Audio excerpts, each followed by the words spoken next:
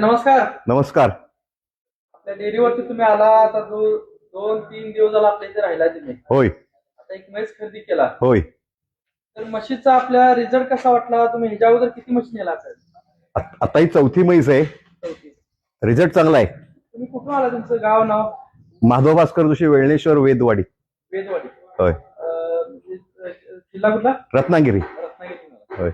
तर आता ही किती म्हैस तुमची ही खरेदी? चौथी म्हैस आहे. एक टोणगा नेलेला आहे ह्याच्या आधी 5 म्हशी तुमच्या झालेले. होय. तर म्हशीचा रिझल्ट कसा इथं नेला?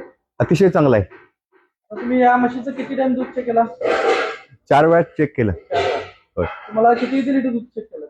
7.5-7.5 ॲव्हरेज दूध आहे. सांगितलं एवढं दूध आहे. होय आहे. तुम्ही समाधानकारक आहात? हो, समाधानकारक.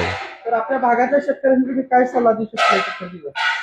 जर म्हैस घ्यायची असेल शेतकऱ्याला तर अतिशय चांगल्या ठिकाणी, ह्या मोकळ्या ठिकाणी, म्हणजे रेंदाळ या पाटील, निलेश पाटील यांच्याकडे जाऊन खरेदी म्हशी करायला काही हरकत नाही.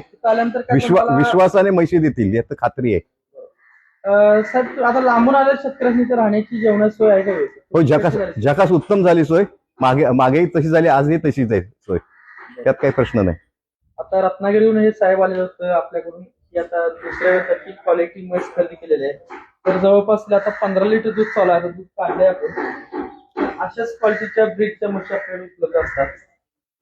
पूर्ण म्हशीची क्वालिटी बघा किंवा त्याला पाठीमाग रेडी किती छान. पूर्ण झेड ब्लॅक रेडी आहे. एकदम शेतकऱ्याने चांगल्या तयार केलेले आहे.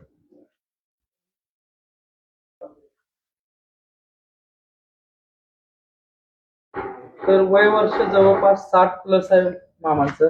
तरी पण अजून पूर्ण कष्ट करण्याची धमक आहे मामांच्याकडे.